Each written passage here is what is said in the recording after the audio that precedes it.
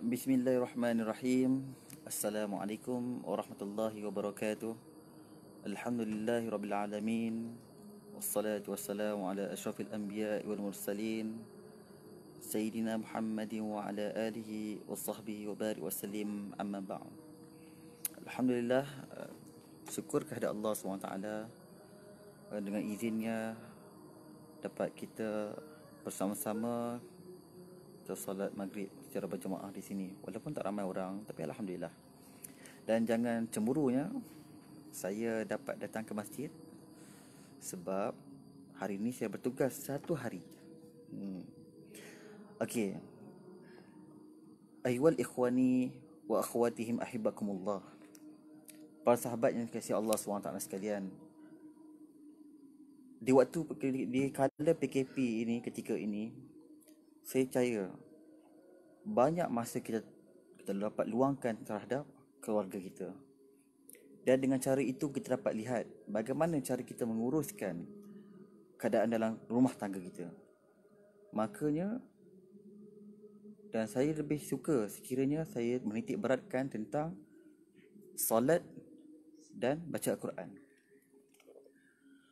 Sahabat yang berkata Allah SWT sekalian, dalam kita membaca Al-Quran dan kita solat 5 waktu sehari semalam ini, ada satu perkara yang diwajibkan kepada kita, itu solat. Nabi Muhammad SAW bersabda, Bunyal Islamu ala khamsin, syahadat an la ilaha illallah wa anna Muhammad Rasulullah, wa iqamis salah, wa ita'iz zakah, wa tasum Ramadan, wa tahujjal bait man istata'na ilaihi sabila. Islam itu dibina atas 5 pundaknya. Pertamanya adalah mengucap itu syahadatain, mengucap 2 kalimah syahadah. Yang mana kita sedia maklum, kita tahu. Dalam solat kita banyak kali kita baca. Yang keduanya iqamas salah, kita dirikan solat. Wa ita'iz zakah, kita menunaikan zakat. Wa tasuma Ramadan, kita berpuasa di bulan Ramadan. Sebelum ini, dan sekarang ni di bulan Syawal, dah 8 Syawal sekalipun. Dan wa tahujjal bait man istata' ilaihi sabila, dan mengerjakan haji itu bagi yang mampu. Makanya alhamdulillah, saya yakin semua di kalangan para sahabat saya ketika ini masing-masing duduk di rumah dan menyuruh anak dan isteri membaca Al-Quran, dan tidak pernah tinggal solat 5 waktu sehari semalam, daripada subuh, zuhur, asar, maghrib dan isyak. Alhamdulillah. Baiklah, solat ni tuan-tuan, yang dikatakan as-salatu imaduddin, man aqamaha faqad aqamad-din, wa man hadamaha hadamad-din, faqad hadamad-din. Solat itu tiang agama. Sekiranya kita mendirikannya, maka kita mendirikan agama. Wa man hadamaha faqad hadamad-din. Sekiranya mereka meruntuhkannya, maka mereka meruntuhkan agamanya. Jadi saya nampak bahawasanya orang yang tidak mendirikan solat ini, saya bagi analogi senang je. Solat ini seperti kepala. Kalau kita ada mata tapi kita buta, kita boleh hidup. Tapi kalau kita bisu, kita ada mulut tapi kita bisu, kita boleh hidup lagi. Kita ada telinga, tapi kalau kita pekak, kita boleh hidup lagi. Tapi bagaimana pula kalau kita tak ada kepala? Kita akan jadi hantu tak ada kepala, Jepun bangsai. Tak boleh hidup tanpa kepala. Kerana itu, orang-orang yang tak pernah solat ni, bila mereka dimasukkan ke dalam neraka, mereka akan kata benda yang menyesal. Sebab itu, penyesalan di waktu hari akhirat nanti maka tidak ada gunanya. Apa mereka kata dalam surah Az-Zumar ayat 66? Ya hasrata ala ma farrattu fi jambillah. Amatlah besar penyesalanku ini. Mereka menyesal. Penyesalanku ini terhadap kelalaianku dalam menunaikan kewajiban kepada Allah Subhanahu Wa Taala. Itu mereka dah menyesal. Akhirat nanti mereka tak ada apa-apa, muflis, tak ada apa-apa. Dan bagaimana mereka yang dikenakan azab ketika itu, tuan-tuan. Azab api neraka ni, dia julang api, Masya Allah. Kita tak pernah bayangkan. Tetapi Bila mereka masuk dalam api neraka, mereka minta pada Allah, Rabbana akhrijna na'mal salihan ghairal ladzi kunna na'mal. Wahai Tuhan kami, keluarkanlah kami. Nescaya kami akan melakukan amal-amal soleh melain yang berlainan daripada apa yang kami lakukan terdahulu. Oh, tuan-tuan. Dia punya orang yang tak solat ni, tuan-tuan. Ish, tak tahu nak abang macam mana. Dan saya tahu ramai orang sedih tak dapat nak masuk masjid. Saya tahu. Tapi bersabarlah. Di rumah tu Allah bagi Ar-Rahman Ar-Rahim, berikan seluruh kasih sayang kepada ketua keluarga untuk mendidik anak dan isteri supaya solat. Yang kedua, baca Al-Quran. Bacalah Al-Quran, tuan-tuan, para sahabat sekalian. Baca Al-Quran. Kerana apa, tuan-tuan? Baca Al-Quran ini sifatnya huda, yang memberi petunjuk kepada seluruh manusia. Oh, bayangkan, tuan-tuan, kalau kita tak baca Al-Quran sehari, rasa tak sedap, tak tenteram tau. Kerana apa? Bila kita baca Al-Quran, dia akan menjadi syafi'an di ashabih. Dia akan menjadi penolong di akhirat dia kepada sahabatnya.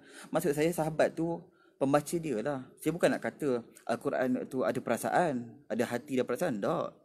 Tapi Nabi kata, Iqra'ul Quran fa innahu ya'ti yaumal qiyamah syafi'an li ashabih.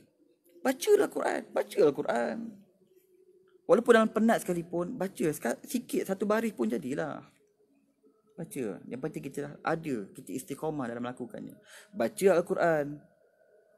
Fa innahu ya'ti yaumal qiyamah syafi'an li ashabih. Kerana sesungguhnya pada akhirat nanti dia akan datang sebagai syafaat atau penolong kita di akhirat nanti. Tapi itu kepada pembacanya lah. Kalau tak baca, macam mana nak dapat syafaat? Kalau tak baca Al-Quran, tinggal je Al-Quran. Oh, time kita nak nikah, wah, inilah dia hantaran saya 7 dulang. Salah satunya ada Al-Quran. Al-Quran siap terjemah lagi tu. Tapi bila dapat pemberian daripada isteri ataupun suami, dia letaknya dekat gerobok, ditutup pintu, tak baca-baca pun. Jangan macam tu. Kebanyakan kita tengok semualah pengantin-pengantin kalau datangnya mesti bawa Al-Quran. Al-Quran tu bagusnya isteri baca terjemah, suami baca dia punya kalam dia. Alif lam mim zalikal kitabul la raiba fi hudan lil muttaqin. Isteri pula baca alif lam mim, baca terjemahan dia. Oh, alhamdulillah, tuan-tuan, itu nama rumahku syurgaku. Ini bulan puasa ni. Bulan puasa pula. Di bulan Ramadan ada juga yang nak bercerai-berai. Bila tanya baca rumah ada solat tak? Ada, Ustaz, tapi jarang, Ustaz. Sebab saya kerja malam, isteri kerja siang. Okey, tak apalah. Kat rumah baca Quran, Ustaz. Ustaz, payah, Ustaz, kerja ni. Tengok. Oleh itu para sahabat yang macam Allah SWT sekalian, rajinkanlah diri untuk kita solat. Buat apa tu? Sorry. Ni Imam Baihaqi ni. Rajinkanlah kita menunaikan solat. Ajak isteri, ajar anak-anak baca Al-Quran. Jangan pernah tinggalkan. Walaupun Al-Quran jadi macam ni sekalipun, tetapi inilah Al-Quran yang kita sayang. Dan walaupun kita memang tak nampak, andai kata kita boleh nampak pahala dan dosa tu, percayalah, orang takkan buat dosa. Orang akan buat pahala. Dia tengok orang lain banyak pahala. Apa pasal kau pahala kau lebih banyak daripada aku? Tak boleh jadi ni. Aku nak juga lebih daripada kau. Berlumba-lumba. Memang kita panggil fastabiqul khairat, berlumba-lumba ke arah kebaikan. Tapi bila kita tak nampak pahala dan dosa ni, itulah ujian kita. Tanpa ujian ini, siapalah manusia. Sebab tu ada tingkatan iman. Iman boleh naik, iman boleh turun. Maka para sahabat Allah SWT sekalian, dan dalam ni ramai para asatizah, saya mohon maaf. Ini perkongsian sebelum kita nak menunaikan solat isyak. Dan solat isyak ni adalah solat yang terakhir pada hari ini lah. Sebab kita bertugas kan. Jadi siapa yang duduk masjid tu, dia faham lah. Dan bagi mereka yang tak dapat masuk ke masjid, doa baik-banyak. Doakan dihilangkan wabak ni.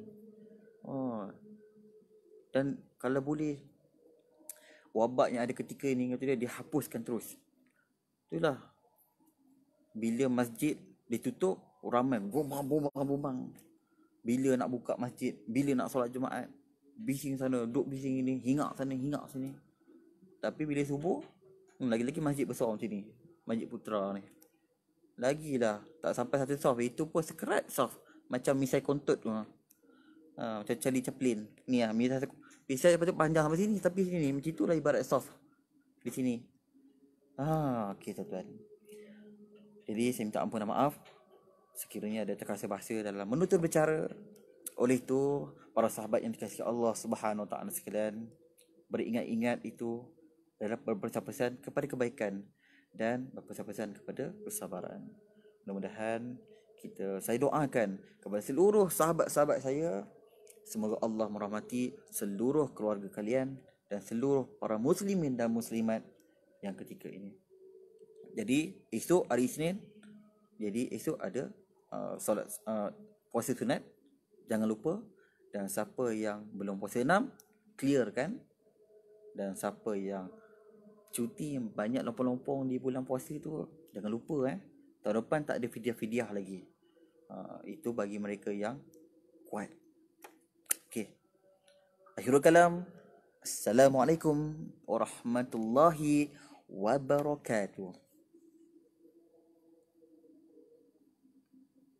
Mam, buat apa tu? Ni. Tak tutup lagi.